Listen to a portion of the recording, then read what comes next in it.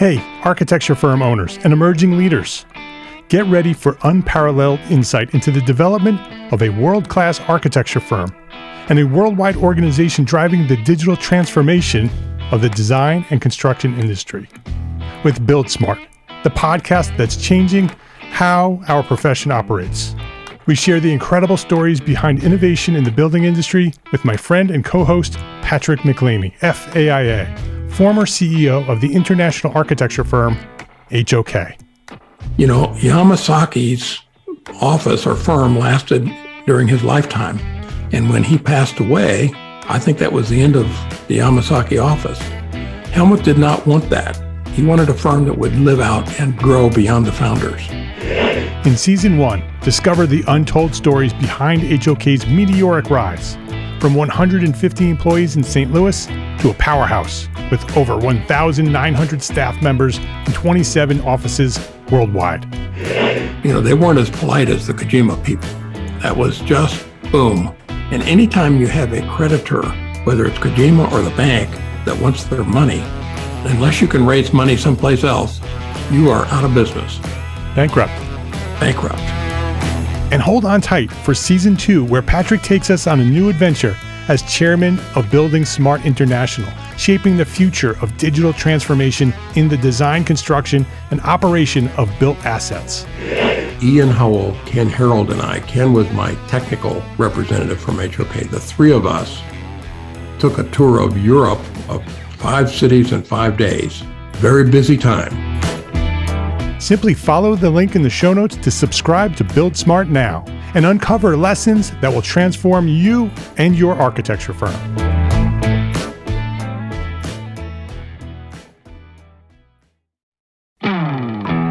Hey, architecture firm owners and emerging leaders. Get ready for unparalleled insight into the development of a world-class architecture firm and a worldwide organization driving the digital transformation of the design and construction industry. With Build Smart, the podcast that's changing how our profession operates. We share the incredible stories behind innovation in the building industry with my friend and co-host, Patrick McLeamy, FAIA, former CEO of the international architecture firm, HOK. You know, Yamasaki's office or firm lasted during his lifetime. And when he passed away, I think that was the end of the Yamasaki office. Helmut did not want that. He wanted a firm that would live out and grow beyond the founders. In Season 1, discover the untold stories behind HOK's meteoric rise, from 150 employees in St. Louis to a powerhouse with over 1,900 staff members and 27 offices worldwide. You know, they weren't as polite as the Kojima people. That was just boom. And anytime you have a creditor, whether it's Kojima or the bank, that wants their money, unless you can raise money someplace else, you are out of business. Bankrupt. And hold on tight for Season 2, where Patrick takes us on a new adventure as chairman of Building Smart International, shaping the future of digital transformation in the design, construction, and operation of built assets. Ian Howell, Ken Harold, and I, Ken was my technical representative from HOK. The three of us took a tour of Europe of 5 cities in 5 days. Very busy time. Simply follow the link in the show notes to subscribe to Build Smart now and uncover lessons that will transform you and your architecture firm.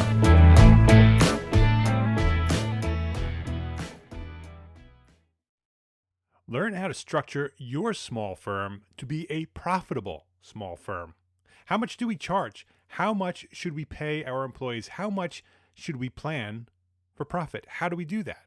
Well, download our free course. It's free, Profit for Small Firm Architects, at EntreArchitect.com/free course. You are listening to EntreArchitect Podcast, and this is episode 211.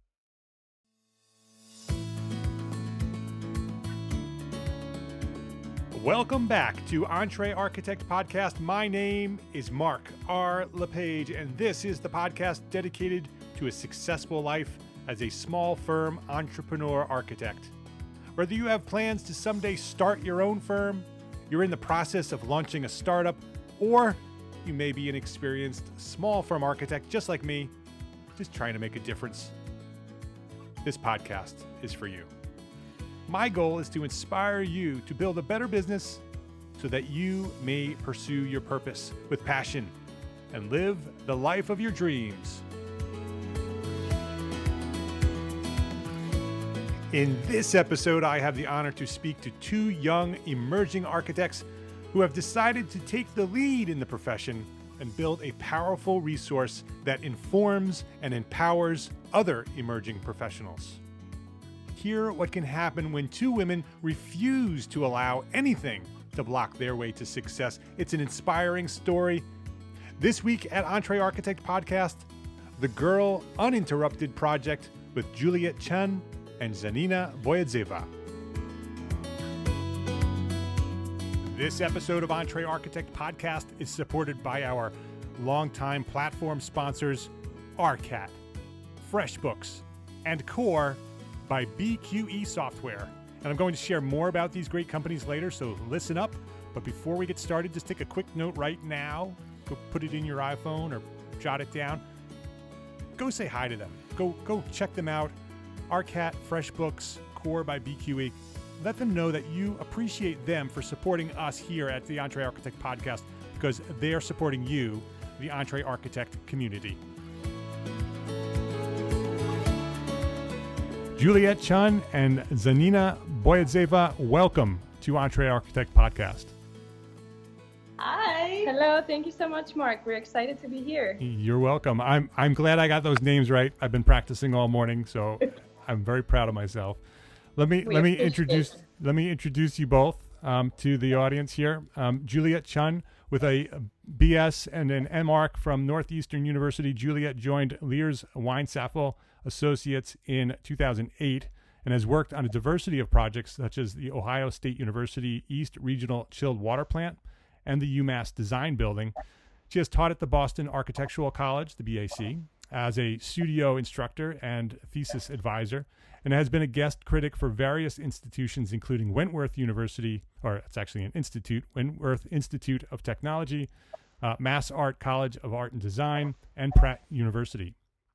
Zhanina Boyadzhieva, originally from Bulgaria, Zhanina received a BA from Mount Holyoke College and her M.Arch from the Harvard GSD. She joined Leers Weinzapfel Associates in 2014 and has worked on a variety of academic and infrastructure projects, such as the Condorcet campus competition in Paris, the UMass Design Building, and currently the Harvard Alston Energy Facility Plant. Zhanina is an active member of WID and Culture Now.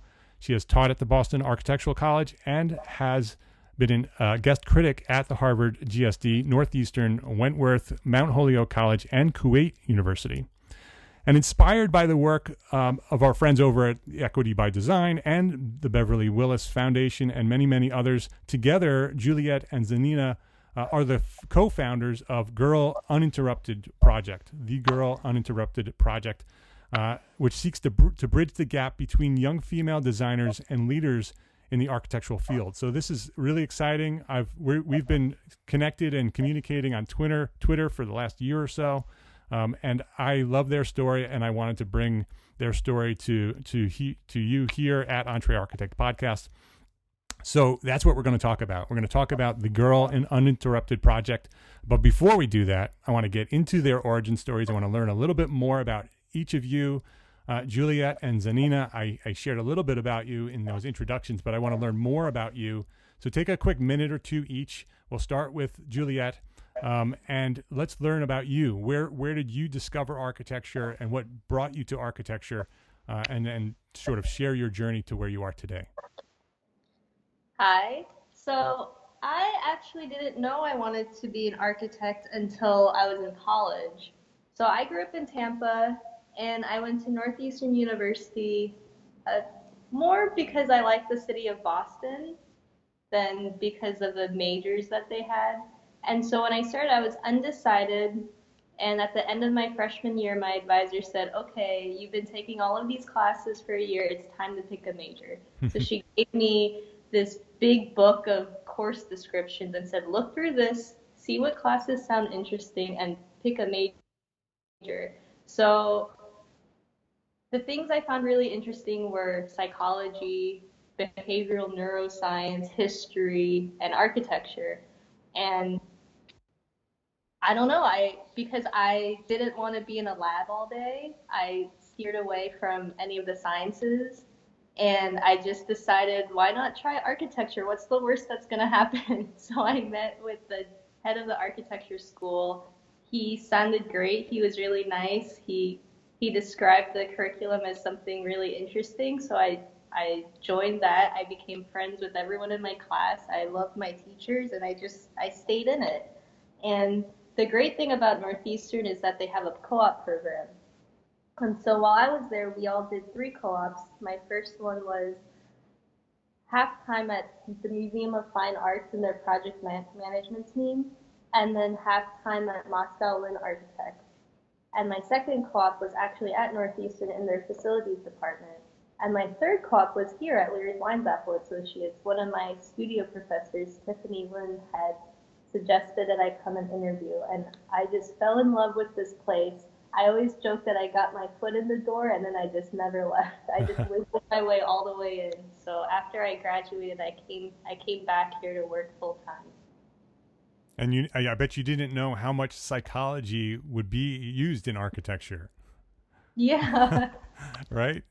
Exactly. So all of those interests back then sort of all merged into one profession. Yeah, exactly. It's amazing how much is included in the architecture field, how much you need to know. Yeah. Yeah, I think you picked the right one. Me too. All right. So let's hear your story, Zhanina. Thank you, Mark. So it's actually interesting hearing Juliet's story. Mine is slightly different. So I was always interested in the arts since I was little, and was always drawing and sketching, and always was part of the arts club back in middle school and then high school in Bulgaria. But I was also tended to be good at maths. My father is actually a professor of mathematics, so somehow, genetically got transferred to me, I guess. And I always liked systems and organization. And back in Bulgaria, when you're about to apply for college, most schools are actually technical, so you tend to know already what you want to study. So back in high school, I was having these conversations with my teachers and trying to figure out, do I want to do art or do I want to do something different? And somehow architecture tended to be always the thing that everybody was pointing at. And I applied to colleges and universities abroad, and I was always searching for a school that had a big population of international students, but also had some kind of architecture program. I was lucky that Mount Holyoke accepted me and gave me a scholarship to study there, and they had just recently added a major in architectural studies, which was a collaboration between the 5 schools in the area. And I did that, and I did various programs in the summers while I was in college. I went to the New York Institute for Architecture and Urban Studies. I did a summer career services program at Harvard Graduate School of Design. And the more I kept doing architecture, the more I really enjoyed it. And just as Juliet, I was very much attracted to the complexity of the profession and the politics and sociology that also goes behind it. So having that really Bachelor of Arts open education helped me a lot to even love architecture more. And out of Mount Holyoke, I went straight to Harvard to do my master's at the Graduate School of Design for 4 years, where I actually met Andrea Leers giving a lecture. She was a professor at the urban design department there, and I really appreciated the work. So I was lucky that I actually had an interview after graduation and got here and met Juliet. And I've been loving working here. I've been here for 3.5 years now, and very much enjoying all the projects and all the collaborations in the office. Well, that's exciting. So you and I, the 3 of us, actually have connected on Twitter, because that's mostly where I've seen the girl UNinterrupted handle. That's the word I was looking for on Twitter. we've have mutual friends with Rosa Shang and the Equity by Design. Rosa's been on the show several times talking about equity by design. And I see on Twitter every once in a while, Girl Uninterrupted pop up, and very interesting conversations. And I wanted to talk about that. I wanted to talk about your project. I looked into it after I sort of connected with you on Twitter, and I see what you're doing, and I wanted to give you an opportunity to share it with our listeners. So first of all, I wanted to know the origin of the name. I know Girl Interrupted is a movie. But so I'm assuming that's a derivative of the name, but why did you choose that name, and why did you give the project that name? And then we'll talk about the project itself. That's a good question. We actually had a lot of discussion how to name this project. And I think because both of us are young female designers in architecture, that's the girl part. And then we have been working and learning in very unique environments that never interrupted us. So we've been really lucky to just progressively grow in our careers and personal lives. So in a way that kind of, actually Juliet came up with the phrase Girl Uninterrupted, but I think we both really bonded with it. Yeah, I love that name. I love the name, and I love the origin story behind it, that it's sort of just that you're on a path and nothing's going to stop you, and you're just moving forward, and there's just nothing that's going to interrupt your progress. I love that. Yeah. So let's talk about the project. What is Girl Uninterrupted? Okay, so I can give you a little bit the background story of how the project came about, and then Juliet can talk more about the phases of the project. Okay. So as we mentioned, we are designers at Leers Weinzapfel Associates, and for those of you who don't know much about the firm, it's actually a firm founded by two women back in the 80s, Andrea Leers and Jane Weinzapfel, and they're really role models to us. They're absolutely amazing. And last year, they were nominated for an International Women's Award that was organized by the Architectural Review magazine. So around February, I believe, they went to London for the ceremony. And when they came back, they brought an issue of Architectural Review magazine that focused all about the history of women in architecture, had a diversity of articles, including an international survey that looked at wage gap differences, gender differences when it comes to discrimination in the profession. So actually on Women's Day, we had an office-wide 2-hour lunch discussion where everybody was invited to participate and discuss any of the articles we read in the magazine, as well as just generally any observations we have in the field when it comes to equity in the field. And we just kept talking with Juliet after that lunch, specifically about the statistics in that international survey that was run in Europe, I think in Australia and America. And we were quite shocked to see those statistics because, as we said, we felt like we have always been in a very privileged position. And we always have this amazing support of our sponsors and mentors here. So we thought, we want to understand better what's happening with our generation of emerging professionals in Boston. So just around that time, there was actually ABX, which is a conference that happens in architecture in Boston every year.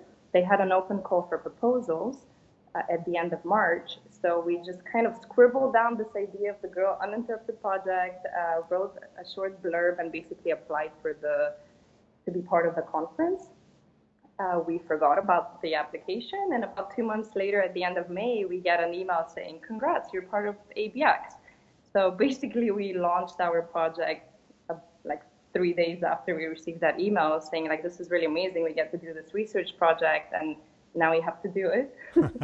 So it was quite of a running project that is from the beginning. And we're still running. Oh, yeah, we're all the time. What year did you start it? 2017. So okay. We wrote the proposal last March, yep. And then we basically launched it in at the end of May of 2017. And then Juliet can tell you about the research parts of the project. Okay. Yes, like Zhanina said, the project's divided to 3 phases. The first one is a survey. So we had developed a survey with the help of many people about how to write questions, how to even order the questions in the survey, how to ask them in a non-biased way. So we had this survey, we distributed it out to emerging professionals in Boston. We got 500 results, which was amazing to us. Yeah, that's great. When we first started, we thought, wouldn't it be great if we got like 100? So 500, we were really shocked. And the survey itself was divided into 4 parts. There was general info, salary negotiation, work-life balance, and career growth. And so we asked different questions, both quantitative and qualitative, and we had all of that data professionally analyzed by the help of Zhanina's very good friends, who processed them through all these sophisticated computer programs that we didn't understand what any of the results were. Yeah, they're professors in economics and marketing at Boston College and at Northeastern, so they're really professionals with that. Yes. And so we got all of that, and we presented that at ABX. The second phase was a conversation series between us and top leaders in the field. So we interviewed women principals, landscape architects, even human resources associates, and we got their perspective on, how they came up in the field, what challenges they might have faced, how they overcame them, and any tips for emerging professionals on what we could do to sort of jumpstart our careers. And the third phase is a manual where we'll publish all of this research, because we really want to keep everything transparent, all of the research we've done, all the information we've gathered, and promote this idea of transparency within office culture. And it'll be sort of a 2-sided manual, the one side being tips to emerging professionals, but then the other side also tips to leaders on small tweaks you can do in your office to really maximize the talent that you have and to retain the talent. The conversation series, is the conversation series written or video or both? So the conversation series, we would actually, something similar to you, we would meet with those women leaders over lunch or over breakfast and basically have a 1-hour conversation, which we recorded on our phones, and then we would transcribe and edit and publish on our website in a written form. So that's all available on our website. And the conversations are really inspirational, hearing kind of certain vulnerable stories, but also looking at what the leaders' thoughts are on the emerging professionals and challenges that exist right now. Let's take a quick break here to say thank you to our platform sponsors at EntreArchitect, ARCAT, FreshBooks, and Core by BQE Software. Planning architecture can be difficult, encompassing multiple projects and involving several team members. Keeping everyone's duties and data in order can be difficult, and an email thread is just not going to work, right? That's why arcat.com developed Charrette for us. It's a free online tool that will help you organize and collaborate.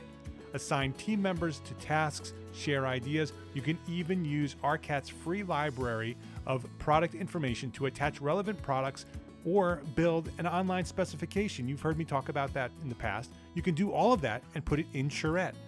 See if Charrette is right for you. It's free at entrearchitect.com/ARCAT. And it's not going to cost you a penny. Just like everything else with ARCAT, it's free. Check it out. Use our link, entrearchitect.com/ARCAT, and check out Charrette today. FreshBooks makes it simple. FreshBooks makes it simple to send invoices, post your expenses automatically, track your time for the whole team, by project, and get organized with reports, communication, and notifications. It does everything. And my favorite feature in FreshBooks is the automated invoice reminders. I love this feature.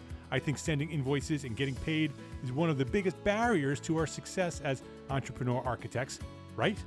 Who has the time? But if we don't send out invoices, we're not going to get paid, right? So FreshBooks makes it easy to send out invoices and get paid online with a click of a button. And when your client doesn't pay you on time, FreshBooks will send them a friendly email reminder through a simple system that you control. Sign up for a free 30-day unrestricted trial and get ready for the simplest way to be more productive, organized, and most importantly, my favorite and yours, get paid faster. Visit EntreArchitect.com/freshbooks to access FreshBooks for free. And be sure to enter EntreArchitect in the How Did You Hear About Us section.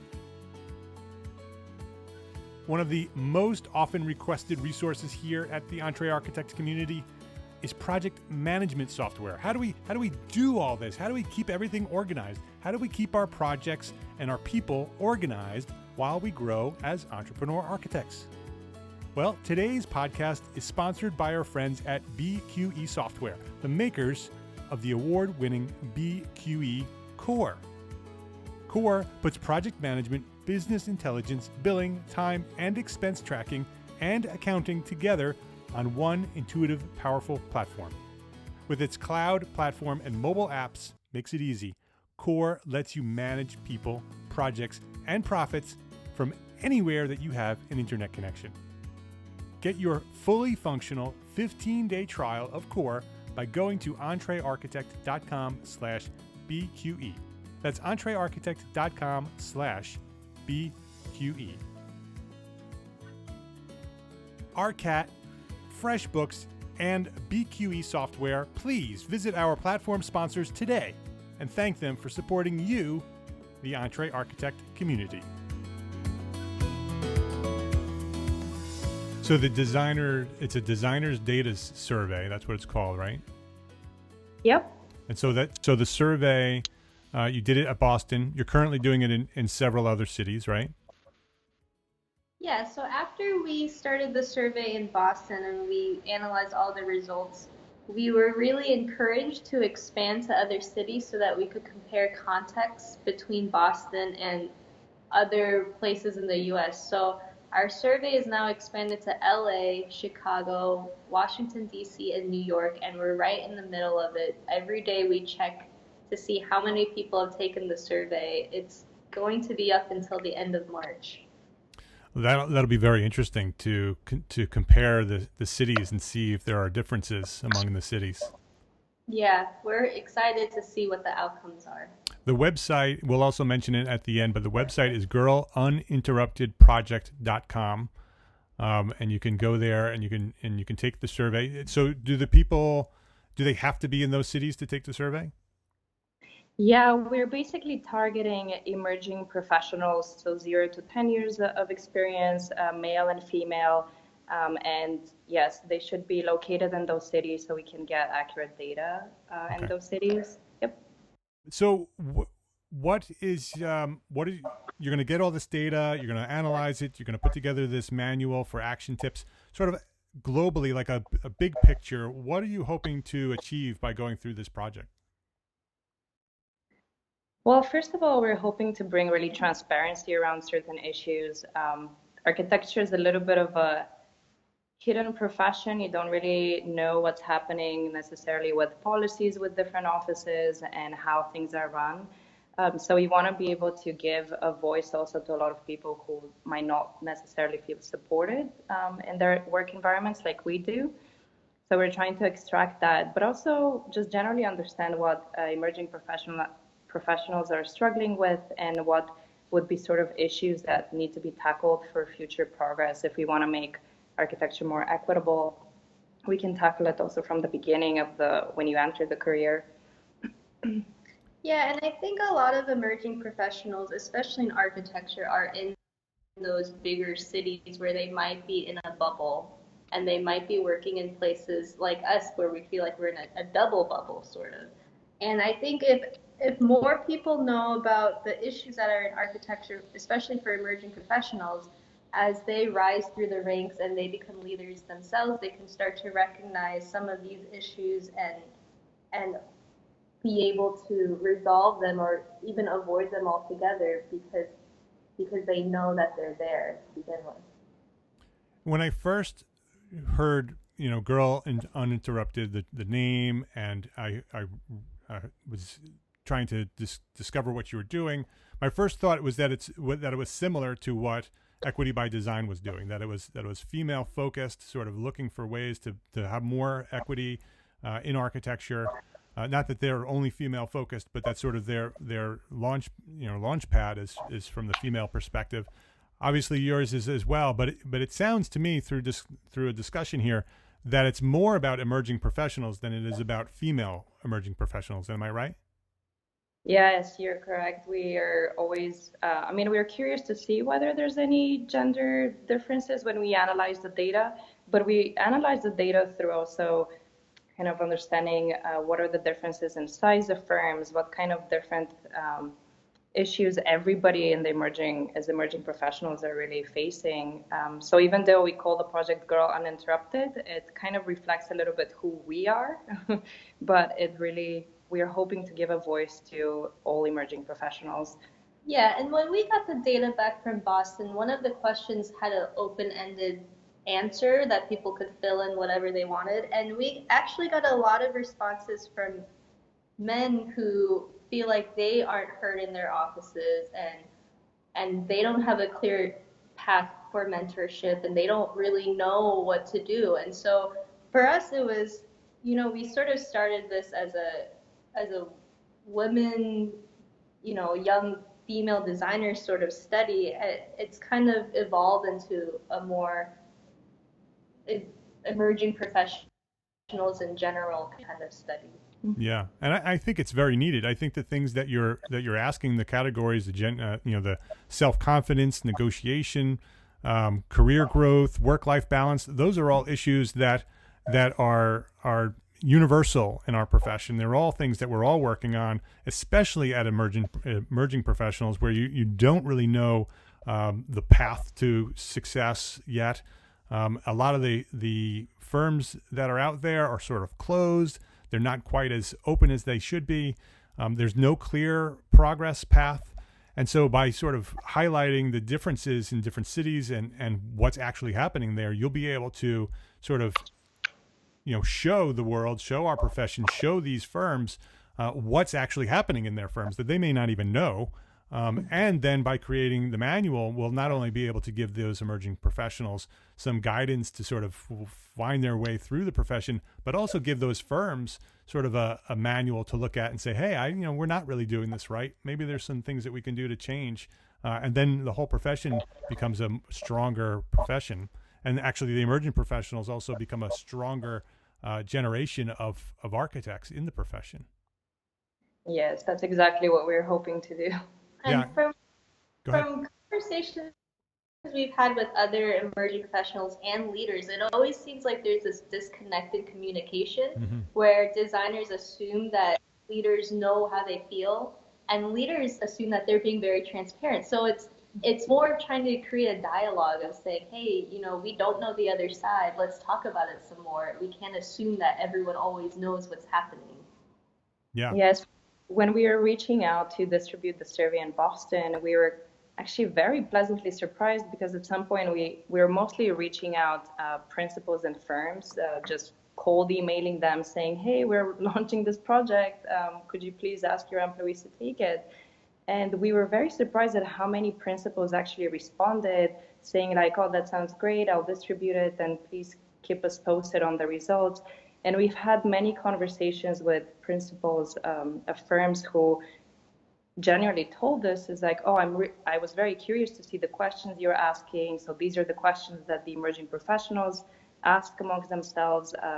And they really seek to have that connection with the other generation and really understanding everybody better. So we're hoping at the end it's like a mutually beneficial project.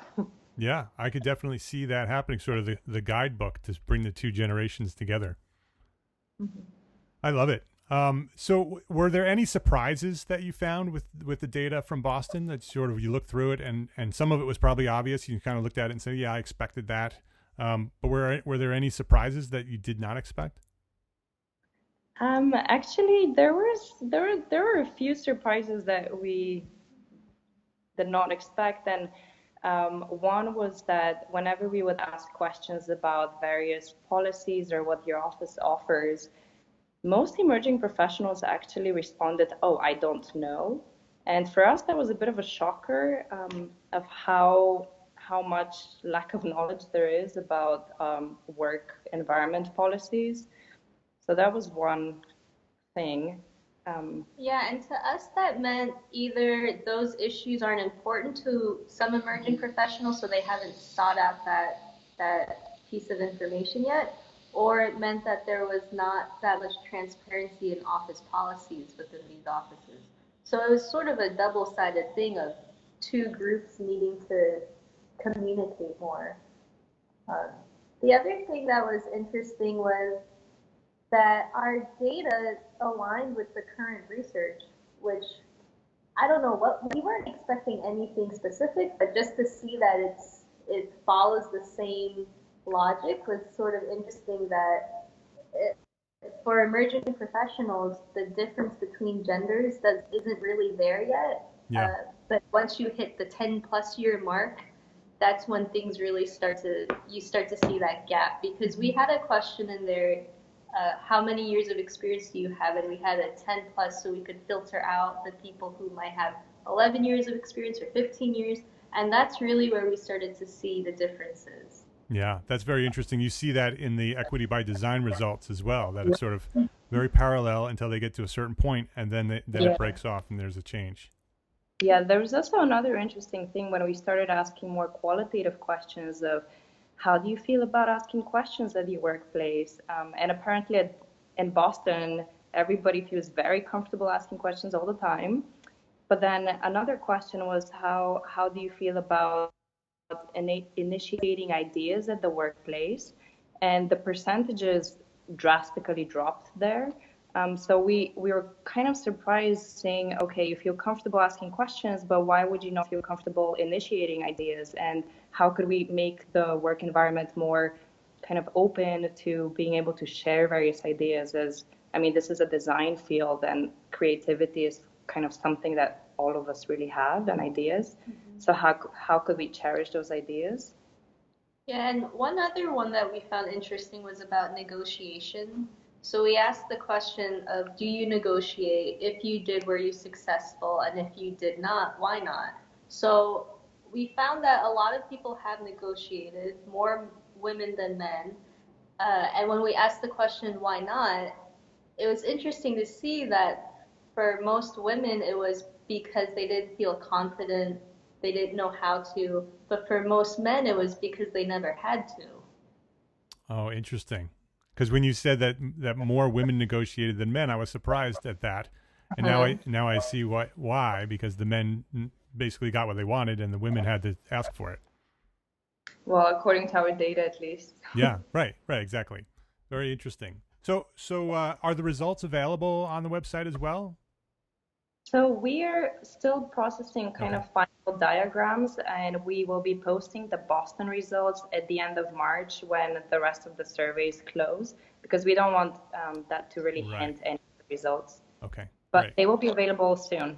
Okay. So the end of March 2018, if you're listening to this in the future. The website is girluninterruptedproject.com. The survey, could you repeat the cities again that people are for the current surveys that are going? Yep, they're New York, Washington, D.C., Chicago, and Los Angeles. Okay, so if you're in one of those cities and you're an emerging professional, 0 to 10 years, either male or female, so I encourage you, the male listeners out there, to go over there as well, because I think that you'll probably tend to. Actually, that's a good question. Did you find in Boston that it was more women than men taking the survey, or not?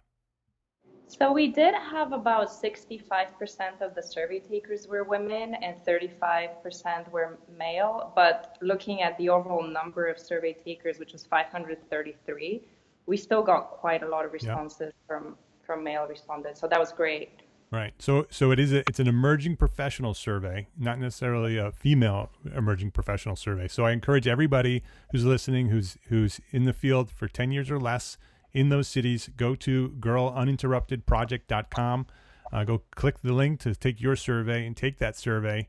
And let's see, because the more surveys that are taking, the better the results you're going to get. So, and then we'll be able to see those results for each city and be able to compare them. I think it's going to be super, super interesting to see that. And then to have these manuals put together to sort of, give us a guideline, sort of a path to fix some of these issues that we have in our profession. I think it's a worthy cause. I think it's a great project that you've started here, and I applaud you.